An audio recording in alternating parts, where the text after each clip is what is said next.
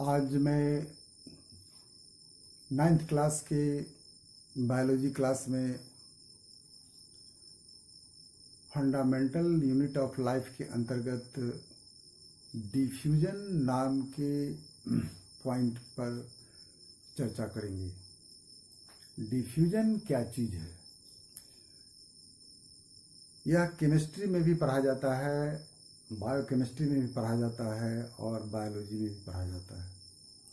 चीज़ एक ही है, हर चीज़ एक ही है, लेकिन दोनों जगह एक्सप्लेन करने के तरीके अलग अलग हैं।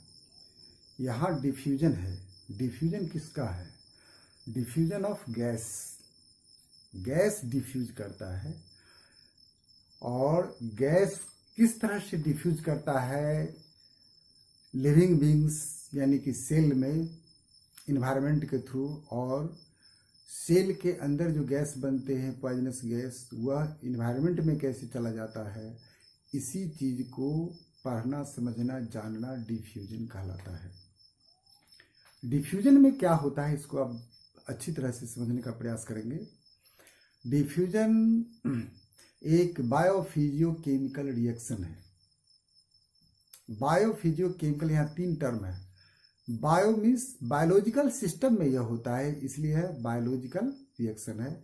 फिजियो लिखा गया है, फिजियोलॉजिकल है कि बायोलॉजिकल सिस्टम के फिजियोलॉजी में यह घटना घटती है, यह फिनोमेना होता है, इसलिए बायोफिजिकल कहा जाता है। और केमिकल इसलिए कहा जाता है कि यहाँ पर जो ऑक्सीजन है और CO2 है, इसका एक्सचेंज होता है, इसीलिए केमिकल लिखा गया है। तो इसको हम लोग कहते हैं bio diffusion is a biophysiochemical process in which the high concentrated water molecules moves towards the low concentrated medium through a selectively permeable membrane, that is called diffusion. अब यहाँ पर बोर्ड पर आप ध्यान देंगे, यहाँ पर पिक्चर बना हुआ है, एक सिंपल सेल का प्रारूप दिया गया है। इस सेल का आप लोग जानते हैं कि सेल का जो अंदर का जो दीवार होता है वह क्या होता है? सेमी परमिएबल मेम्ब्रेन का बना होता है। बिल्कुल वह लगभग ट्रांसपेरेंट झिल्ली रहता है, और वह झिल्ली को सेमी परमिएबल कहते हैं।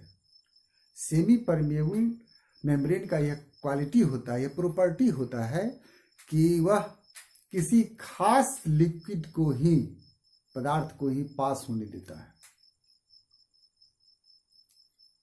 और इसीलिए इसको हम लोग क्या कहते हैं? सेलेक्टिवली परमिएबल, या इसको सेलेक्टिवली परमिएबिलिटी कहते हैं। अर्थात यहाँ पर देखिए, सेल के अंदर डिफरेंट टाइप्स के बायोकेमिकल रिएक्शंस होते हैं, और बायोकेमिकल रिएक्शन जब होते हैं तो उसमें पॉइजनस सब्सटेंस भी बनता है।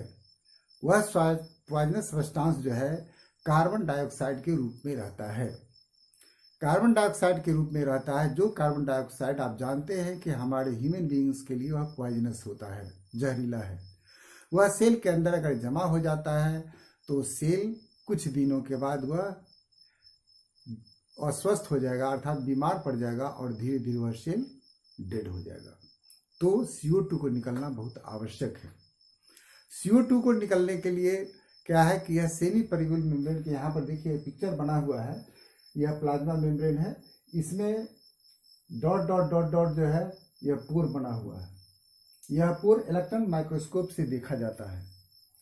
इसे यहाँ पर आप लोगों को समझाने के लिए मैंने मोटे तौर पर इसको बना दिया है, पोर बना दिया है। इस पोर होकर के क्या होता है कि यह हाई कंसंट्रेशन CO2 गैस का कंसंट्रेशन यहाँ हाई हो जाता है, जिसके कारण क्या होता है कि यह अपने इक्विलिब्रियम स्टेट में आना चाहता है, और इक्विलिब्रियम स्टेट में आने के लिए यह बाहर की ओर रास्ता करेगा, निकलेगा। बाहर की ओर निकलेगा तो उसके लिए उसको जगह चाहिए, पैसेज चाहिए। तो वह पैसेज क्या है? यह पोर लाइक स्ट्रक्चर है, बहुत माइन्यूटेस्ट पोर लाइक स्ट्रक्चर है प्लाज्मा लेमा में। उसी छिद्र होकर के, यह पोर होकर के बाहर निकल जाता है। क्यों?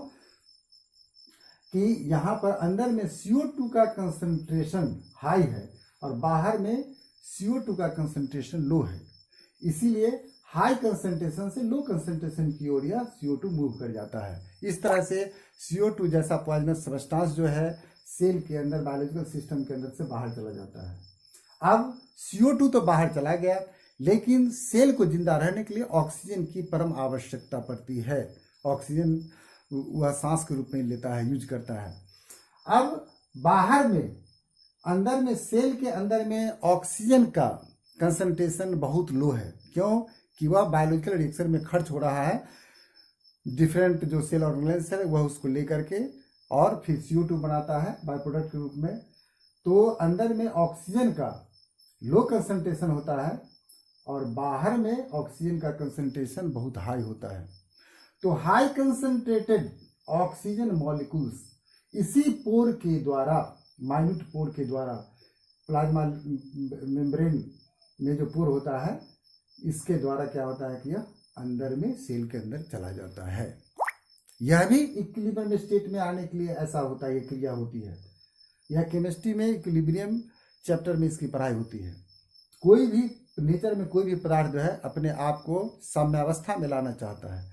तो यह भी ऑक्सीजन जो है, यहाँ पर हाई कंसंट्रेटेड ऑक्सीजन है, यहाँ पर लो है, इसलिए यहाँ पर हाई कंसंट्रेशन वाला ऑक्सीजन मॉलिक्यूल्स यह लो कंसंट्रेटेड सेल के अंदर में चला जाता है। यह क्रिया एक प्लाज्मा लेमा जो है यह सेमी परमेबिलिटी होती है, यह सेलेक्टिव परमेबिलिटी के कारण होता है। इसीलिए इस क्रिया को हम लोग क्या कहते हैं? डिफ्यूजन ऑफ गैसेस केमिस्ट्री में कहते हैं। और यहाँ पर भी आप बोल सकते हैं कि CO2 और O2 का डिफ्यूजन अंदर से बाहर होता है। इस तरह से हम लोग देखते हैं कि बायोलॉजिकल सेल जिंदा रहता है और CO2 बाहर निकल जाता है, O2 जो है अंदर चला जाता है। यह क्रिया जो है, पूरी कंप्लीट क्रिया को हम लोग क्या कहते हैं?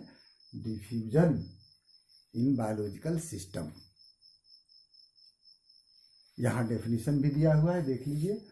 Diffusion is a biophysiochemical process in which high concentrated water molecule moves towards low concentrated medium through a selectively permeable membrane called diffusion.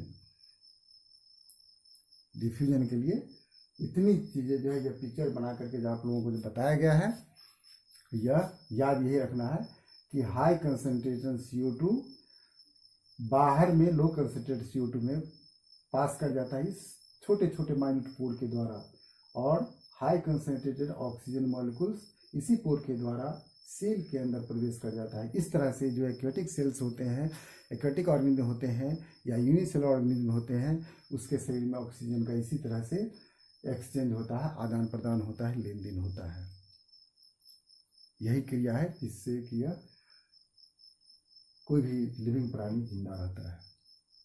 तो यह डिफ्यूजन हुआ। डिफ्यूजन को आप लोग अच्छी तरह से समझ गए होंगे और इसको इसी रूप में लिखना है।